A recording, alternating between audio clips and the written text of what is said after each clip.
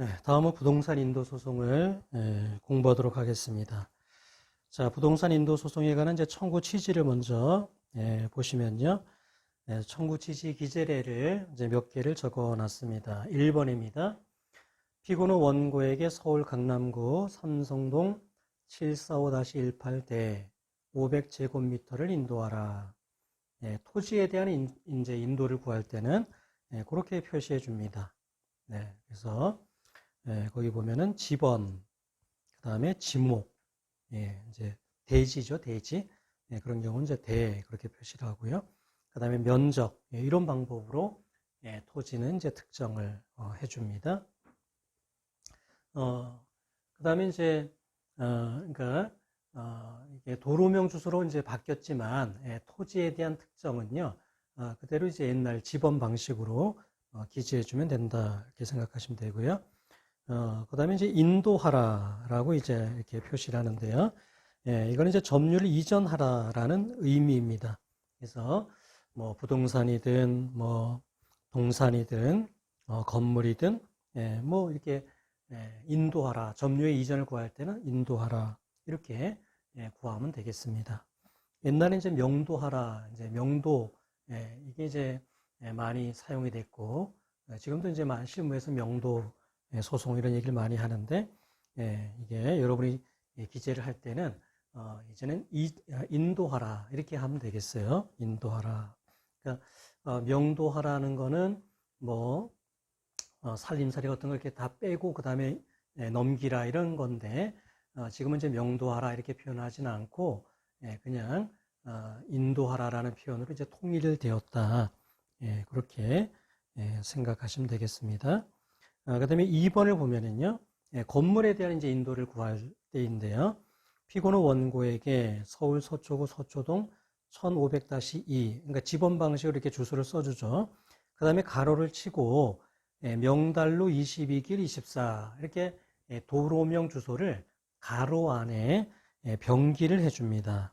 그래서 도로명 건물 번호를 이제 기재해 준다. 라고 하면 되겠어요. 그러니까 건물의 경우에는 도로명 주소에 이제 건물 번호가 있으니까요. 그러니까 가로치고 이제 그거를 이제 같이 표시해 준다는 거예요. 그래서 지번 방식으로 먼저 주소를 쓰고 가로 안에 명달로 22길 24 그렇게 특정을 한다 이겁니다. 그것까지 쓰고 지상 그 다음에 철근 콘크리트조 슬래브 지붕 3층 영업소 뭐 1층 150제곱미터, 2층 120제곱미터, 3층 100제곱미터, 옥탑 10.6제곱미터를 인도하라. 그렇게 기재를 해줍니다. 그 토지의 이제 특정에 있어서는 지목, 그 다음에 토지 면적, 이제 그거까지 표시를 했어야 되는데, 지금의 경우에는 이제 건물에 대한 인도를 구하는 거기 때문에요. 뭐 지목, 토지 면적까지는 필요하지 않고, 그 지번까지, 주소까지만 이게 써주고, 그 다음에 지상, 그 지상 이렇게만 하면 어디에 있는 어떤 건물인지가 특정이 되니까요. 그렇게 해주면 됩니다. 그 다음에 이제 건물의 경우에는 그 특정이 이제 그렇게 건물의 구조, 층수, 용도, 건축 면적 이런 것들을 빠짐없이 기록을 해야 되는데 보통 등기부를 보고 여러분이 하시면 되고요. 근데 이렇게 건물의 경우에는 아주 뭐 단순한 건물이 아닌 경우에는 기재하기가 좀 번거롭습니다. 그래서 요즘 변호사 시험에서는 아예 이제 기록에서 별지 목록 1, 별지 목록 2 이렇게 이제 아예 정해주고 기록을 쓸 때는 그걸로 특정해라. 별지 목록 제1기재 부동산, 별지 목록 제2기재 부동산 그런 방식으로 특정하라고 이렇게 지시가 나오니까요. 여러분이 민사 변호사 시험을 볼 때는 이렇게 건물에 대한 특정까지 이렇게 할 일은 그렇게 많지는 않을 것으로 봅니다. 최근에는 거의 다 그렇게 변호사 시험이 특정 이제 출제가 됐는데요. 어쨌든 등기부를 보고 꼼꼼하게 건물은 특정해야 된다라는 것까지는 아시면 되겠습니다. 자, 그 다음에 이제 그 3번입니다. 자, 원고에게 피고 갑은 서울 강남구 삼성동 756-1, 선릉로 130길 1, 지상 철근 콘크리트 거기에서 태거하고 피고 을은 위 건물을 철거하라 라는 건데요. 그러니까 이 경우에는 퇴거, 철거를 구하는 경우입니다. 이제 예를 들면 이제 이게 A 소유 토지인데 만약 이게 B가 이렇게 건물을 소유하고 있습니다. 그런 경우에는 A는 B에게 이 건물을 철거하고 토지를 인도하라. 이제 이렇게 구하게 되겠죠. 그런데 B가 이거를 C에게 이제 임차를 줘서 이 C가 여기에 지금 건물에서 살고 있다. 이 경우에요. 이 경우에는 A가 건물 철거 토지 인도 판결만 가지고는 A를 거기에서 퇴출시킬 수가 없습니다. 그러니까 A의 건물 점유에 의해서 요 A의 토지 소유권이 방해가 되는 거예요. 이거를 퇴출을 못 시키고 그래서 소유권 방해 제거를 할 수가 없으니까요. 소유권 방해 배제에 의한 이거를 철거 인도를 받을 수 없는 상태이기 때문에 A의 토지 소유권이 제한되는 상태죠. 따라서 A는 C에게 건물에서 퇴출할 것을 구할 수 있는데 그게 이제 퇴거입니다. 그래서 퇴거하고 B는 이제 철거하고 인도하라. 그렇게 청구를 해주면 됩니다. 자, 그래서 이제 4번에 보면은요, 퇴거라는 거는 뭐냐? 퇴거라는 거는 퇴출을 시키는 거야. 쫓아낸다. 뭐 이렇게 생각하시면 됩니다. 그래서 C, 너 그 건물에서 나가라 이겁니다. 그러니까 점유를 해제하는 거예요. 그러니까 점유를 넘겨받는 것까지 하는 건 아니고 그 점유를 해제. 그러니까 그 C가 점유하고 있던 것을 나가는 것, 퇴출되는 것까지가 퇴거입니다. 그래서 이 퇴거 청구는 주로 어떤 경우에 하냐면은 이렇게 건물 소유자가 직접 이렇게 점유하고 있는 경우에는요, A는 그냥 B에게 철거와 인도만 구하면 돼요. 그런데 이거를 C에게 이렇게 이제 임대를 줬다. 이 경우는 C에게 퇴거를 구해야 됩니다. 퇴거를 구하지 않으면은 철거 인도가 안 돼요. 이런 경우에 구하는 것이지. 만약에 B가 이거를 소유하면서 건물을요, 점유하고 있는 경우에는 B에게 퇴거를 구할 수 없습니다.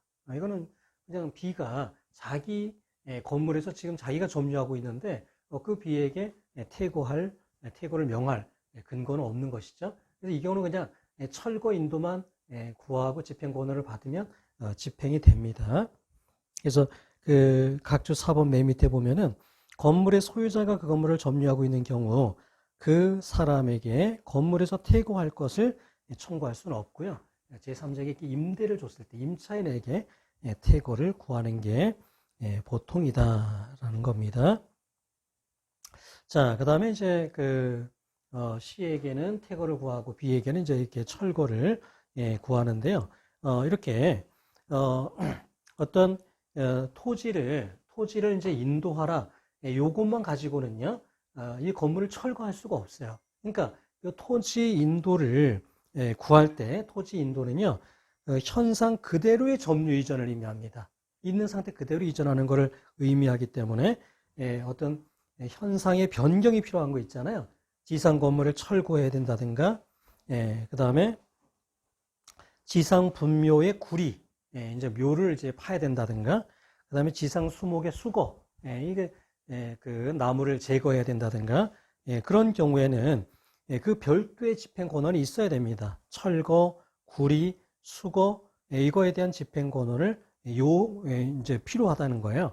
그래서 그 현상의 변경을 명하는 청구도 함께 해야지 된다라는 겁니다. 그것도 잘 알아두시죠. 그래서 명칭도 좀 알아두세요. 건물의 경우는 철거하고 토지 인도하라 이렇게 구하고요. 분묘의 경우에는 분묘 구리하고 토지 인도하라 이렇게 구하고, 수목의 경우에는 수목을 수거하고 토지 인도하라 이제 그렇게 하는데요. 그게 필요한 경우에는요, 토지 인도 판결을 받아서 집행이 안 된다 이거예요. 그래서 현상의 변경이 필요한 경우에는 그거에 대한 집행 권한을 따로 받을 필요가 있다라는 것입니다. 자, 그 다음에 이제 4번을 보면은 피고는 원고에게 서울 강남구 삼성동 37-17 봉은사로 407 대 300제곱미터 지상 벽돌조 기아 지붕 단층주택 90제곱미터를 철거하고 위 대지를 인도하라. 이것도 이제 철거 인도하라 인데요. 이 경우에는 건물의 철거만 이제 구하는 게 아니라 철거하고 그다음에 그 대지의 인도도 구하기 때문에요. 이 경우에는 그 대지에 대한 걸 다 표시해 줬죠. 주소까지만 쓴 게 아니라 지목과 면적까지도 표시를 했는데 이 경우는 왜냐하면 어떤 건물만 특정한 게 아니거든요. 그러니까 건물만 이제 만약에 구하는 거였으면 건물에 대한 철거만 구하는 거였으면 주소 그다음에 지상 뭐 이렇게만 써주면 되는 건데 철거한 다음에 그 대지 자체도 또 인도를 구해야 되기 때문에 그런 식으로 주소뿐만 아니라 지목 면적까지도 같이 특정을 해준 겁니다. 자, 그 다음에 5번을 보면은요. 피고는 원고에게 서울 강남구 삼성동 756-1대 500제곱미터 중 별지 도면 표시 1, 2, 3, 4, 1에 각 점을 순차로 연결한 선내 가부분 50제곱미터를 인도하라. 그러니까 일부에 대한 어떤 인도를 구하는 거예요. 토지나 건물의 일부분에 대해서만 이제 구하는 경우가 있어요. 인도를요. 그런 경우는 도면을 이제 첨부해야 됩니다. 축적과 방위가 표시된 측량 도면을 이제 별지로 첨부하고요. 그 다음에 그걸 특정해 줘야 돼요. 꼭지점으로 보통 이제 이렇게 1, 2, 3, 4, 1 이렇게 항상 꼭지점을 찍어 줘야 됩니다. 그래서 꼭지점 부호를 이렇게 쭉 하고 마지막은 원래대로 그래야 이제 이렇게 쭉 연결이 되는 거니까요.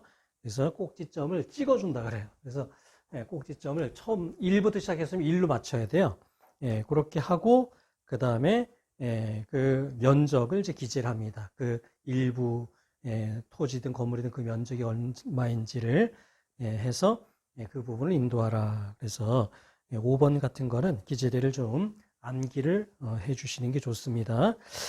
별지 도면은 보통은 이제 생략하라 이렇게 나옵니다. 변호사 시험에는요. 별지 도면까지 이제 그리라고는 출제된 경우는 한 번도 없었고요. 그러니까 별지 도면은 그냥 생략할 것. 그러니까 청구 취지에는 별지 도면 뭐 이렇게 표시는 하죠. 별지 도면 표시 1, 2, 3, 4, 1 각 점을 순차로 연결한 선내 뭐 몇 제곱미터 이렇게 특정을 하지만 뒤에 이제 별지의 도면은 이제 생략을 해도 되도록 그렇게 이제 출제가 되고 있어요. 그 다음에 6번입니다. 원고에게 피고값은 4분의 1 지분에 관하여 피고율은 5분의 1 지분에 관하여 그 건물을 철거하고 대지를 인도하라. 그러니까 어떤 A 이제 소유 토지에 B와 이제 C가 이렇게 뭐 공유를 하고 있다 이거야. 그러면 B, C는 건물을 철거하고 토지를 인도해야 될 텐데요. 그때 그 철거 인도는요 각 지분 범위 내에서 이렇게 명하면 됩니다. 그래서 그렇게 지분에 관하여 몇 지분에 관하여 철거하고 인도하라. 이제 그렇게 해주면 됩니다. 그 다음에 이제 7번은요. 피고는 원고에게 2010년 3월 2일부터 서울 강남구 삼성동 756-1대 150제곱미터의 인도 완료일까지 월 100만 원 비율에 의한 금원을 지급하라. 그러니까 토지에 대한 인도를 이제 구할 때 그 토지가 인도되기 전까지는 상대방이 계속해서 부당이득을 얻을 수가 있거든요. 그런 경우에는 어떤 인도를 구하면서 상대방에 대한 부당이득도 청구를 해야 되는데 그때 기재례가 이겁니다. 이거 뭐 굉장히 많이 사용하는 거예요.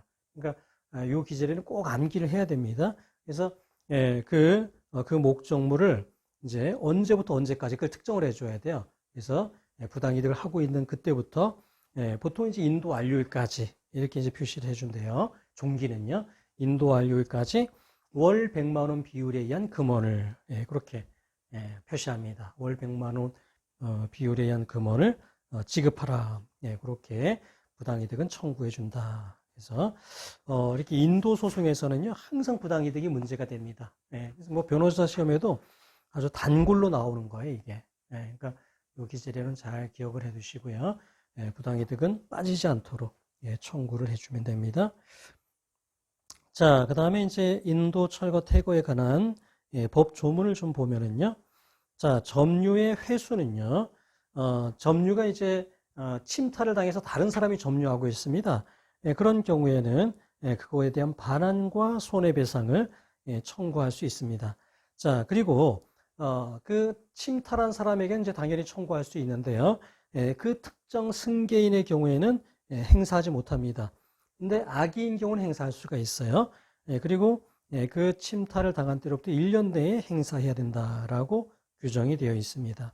그러니까 점유 회수 청구권의 경우에는요, 제한이 많아요.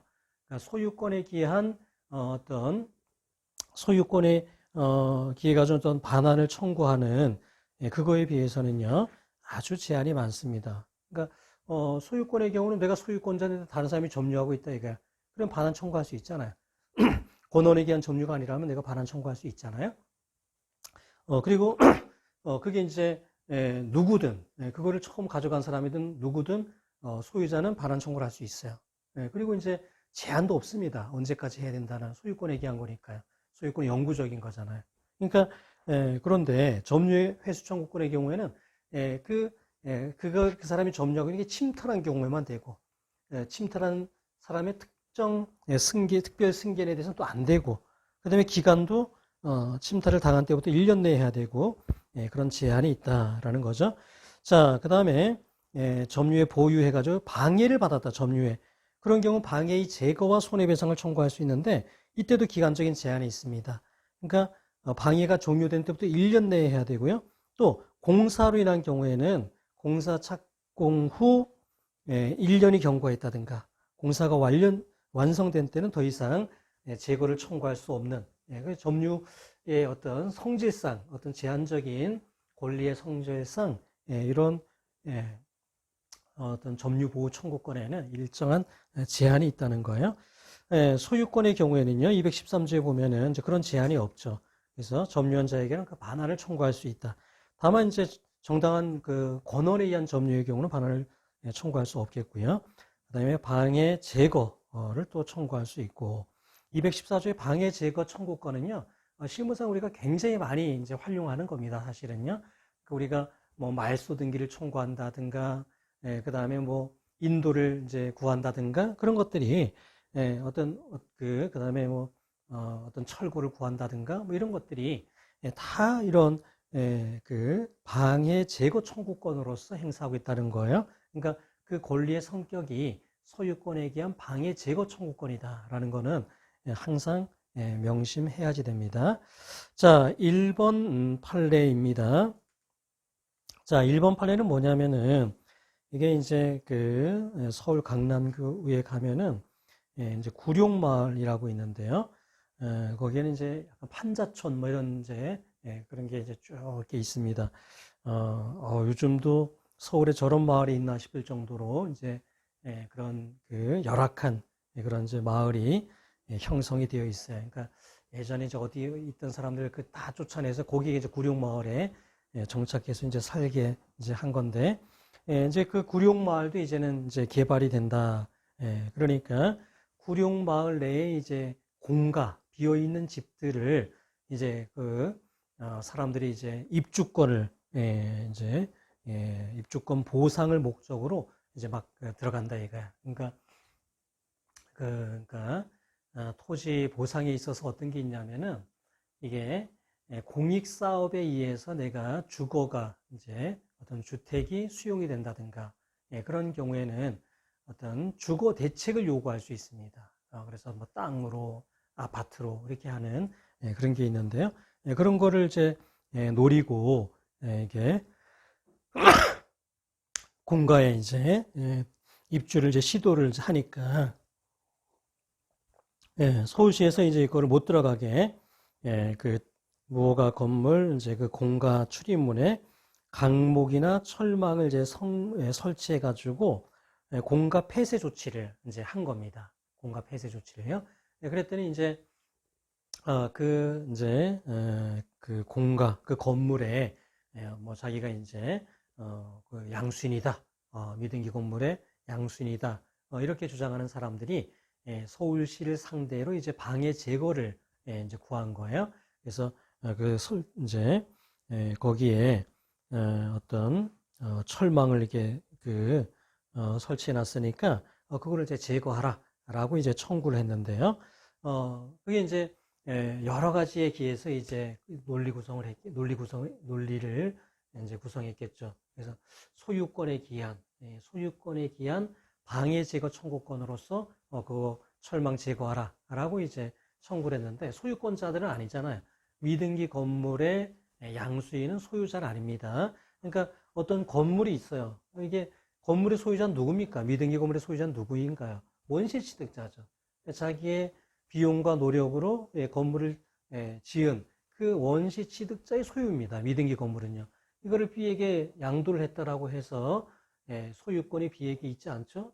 A가 자기 앞으로 등기해서 B에게 소유권 이전을 해줘야 B에게 소유권이 넘어가는 거니까요. 소유권에 기한 방해 제거 청구는 인정되지 않는다는 것이죠. 그 다음에 이제 입주권에 기해서 했는데, 입주권은 소유권, 점유권과 같은 어떤 방해 제거를 청구할 수 있는 그런 권한이 되는 것이 아니다. 그럼 이제 점유권에 기한 건데, 아까 점유권은 제한이 있잖아요. 그러니까 공가 폐쇄 조치를 취한 게 2009년 10월 1일경인데요. 그 어떤 권리를 행사한 거, 그거는 이제 1년이 지난 때였기 때문에 더 이상 안 된다 이거. 그래서 요 철거 청구는 인정되지가 않는다는 게 대법원의 이제 입장입니다. 자, 그 다음에 2번 판례를 보면은요, 점유보호 청구권의 경우는 일정한 제한이 있지 않습니까? 그래서 점유를 침탈당한 경우에도 1년 내에 이제 그거를 반환을 이제 구해야 되고요. 또 방해가 있는 때도 종료된 때부터 1년 이내에 그거를 이제 구해야 된다라는 겁니다.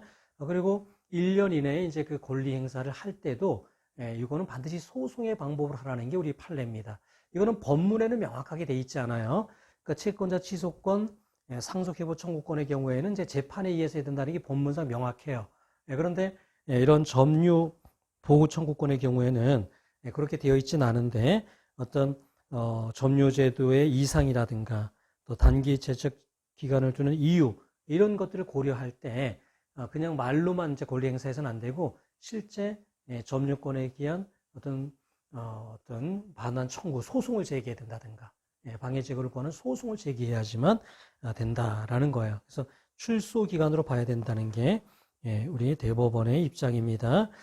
그래서 이제 어떤 이제 점유권을 이제 가지고 있는데요.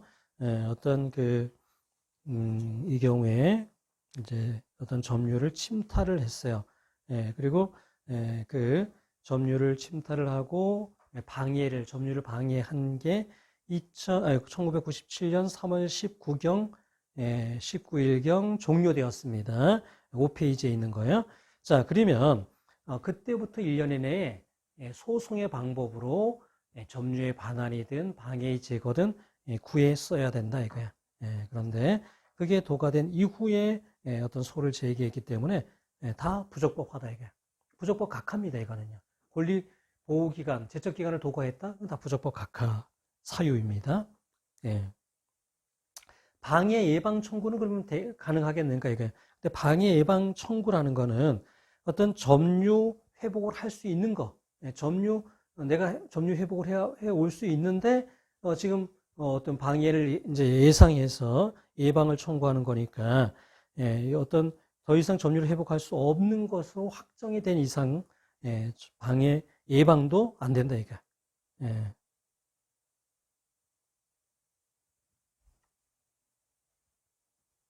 방해 예방 청구도 인정되지 않는다라는 겁니다. 자, 그다음에 3번을 보면은요. 자, 3번은 A 소유 토지가 있어요. 근데 그 지상에 B가 건물을 소유하고 있다면요. 요 토지는 누가 점유하느냐? B가 건물 소유자가 점유하는 것이다라는 겁니다. 그러니까 이거를 B가 C에게 임차를 줬다 해서 건물을 좀 점거하는 건 C라 하더라도요. 이 토지를 점유하는 사람은요. B다 이거야. 그러니까 당연히 건물 소유를 위해서는 토지 점유가 당연히 필요하다라고 해서 토지에 대한 점유자는 건물 소유자다라는 겁니다. 이건 여러분이 아주 정확하게 알고 계셔야 돼요. 이런 논점들이 많이 나옵니다. 건물의 소유자가 토지를 점유하는 것이다. 누가 현실적으로 건물을 점거하는지는 문제 삼지 않습니다. 자, 그 다음에 근데 이게 미등기 건물이다. 그러니까 미등기 건물인데 이걸 C가 양수했다. 요 경우에는 요 C가 요 토지를 점유하고 있다고 볼 수 있습니다. 그러니까 미등기 건물의 양수인의 경우에는 소유자가 아니지만 토지를 점유하고 있다고 보고, 그게 아닌 경우에는요, 건물 소유자가 토지를 점유하고 있다고 봐야지 된다라는 겁니다. 그거는 여러분이 잘 기억을 하시는 게 좋겠어요. 자, 그 다음에 이제 4번 판례는요, 어떤 건물을 이제 점유하고 있는 사람이 있다 이거야. 근데 그 사람을 퇴출시키지 않고는 건물 철거와 토지 인도가 어떤 제대로 실행될 수 없다. 이런 경우에는요, 그 사람의 건물 점유에 의해서 토지 소유권이 방해되는 거잖아요. 그러니까 건물을 철거하고 토지를 인도받을 수 없는 상태이지 않습니까? 따라서 그 경우에는 그 건물의 점유자를 퇴출시킬 수가 있는데, 그게 바로 퇴거 청구이다라는 겁니다. 자, 근데 이 경우에 어떤 주장을 많이 하냐면은, 이 임차인의 경우에는요, 내가 건물에 대한 임차를 한 이후에 뭐 주택 임차인이라면은 입주하고 전유신고를 했다. 상가의 경우에는 거기에 들어가서 사업자 등록을 했다. 이렇게 해서 대항력을 갖췄다라는 주장을 많이 하는데, 그 대항력은 건물에 대한 겁니다. 그래서 토지에 대한 건 아니에요. 따라서 어떤 건물에 대한 대항력을 가지고 토지 소유자에게 대항할 수는 없습니다. 그래서 제가 그 밑줄 쳐놓은 부분 대단히 중요한데요. 맨 밑에 부분입니다. 건물 점유자가 건물 소유자로부터의 임차인으로서 그 건물 임차권의 이른바 대항력을 가진다고 해서 달라지지 않는다. 임차권의 대항력은요, 기본적으로 건물에 대한 것이고 토지를 목적으로 하는 것이 아니므로 토지 소유권을 제한할 수 없다. 그 부분을 암기해 두시는 게 좋겠습니다. 건물에 대한 대항력으로요, 토지 소유권을 제한할 수는 없다라는 것입니다. 자, 이제 요 사례는 이제 어떤 거였냐면은요, 이게 이제, 이게, A 소유였습니다. 근데 이제 둘 다 이제 A 소유였어요. 토지와 건물이 다 A 소유였는데, B에게 이제 이렇게 저당권을 설정을 해줬는데, 이게 실행이 돼서 이제 C 소유가 된 겁니다. 그러면 저당권 실행으로, 원래는 토지와 건물의 소유자가 동일했는데 저당권의 실행으로 달라진 거니까요, 이 토지에 대한 민법 366조에 법정지상권이 성립하죠. 그래서 A는 이 법정지상권을 취득하게 됩니다. 자, 그래서 이제 A는 법정지상권을 취득했어요. 법정지상권을 가졌는데, C가 A에게 그러니까 지료를 청구했겠죠. 너가 내 토지를 이렇게 건물 소유를 위해서 지금 사용하고 있으니까 지료를 지급해라. 근데 2기 이상 연체가 됐어요. 그러니까 소멸 청구를 했습니다. 지상권 소멸 청구를 했어요. 그래서 이제 C가 A에게 이 건물 철거하라. 그리고 토지 인도하라. 철거 이제 인도를 구한 사안입니다. 근데 이걸 이제 D에게 임차를 했고, 이 D는 주택임대차보호법상에 입주 전입신고를 한 임차인인 거예요.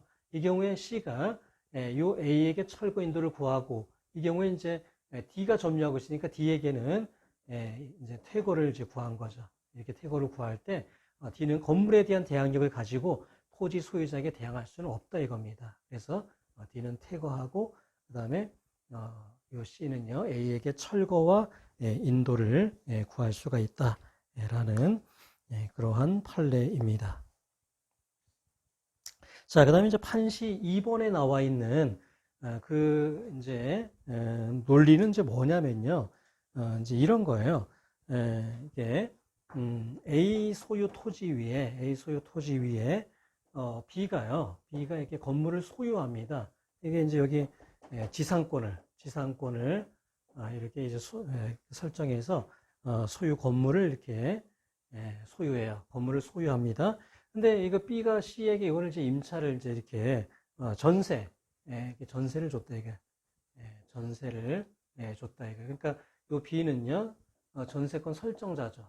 전세권 설정자이다. 이렇게 그 전세권자에게 이렇게 전세까지 이렇게 줬다면은 C가 이거를 잘 사용할 수 있도록 해줘야 된다 이거예요. 근데 전세권 설정자인 B가요, 요 지상권을 만약에 포기한다든가 말이죠. 토지에 대한 지상권을 포기한다든가, 지상권의 존속 기간을 단축시킨다든가 그렇게 해서 이 C에게 불이익을 주는 건 안 된다 이거예요. 그래서 C의 동의 없이 그거를 못하도록 그렇게 민법이 규정이 되어 있습니다. 304조에 그런 규정이 되어 있어요.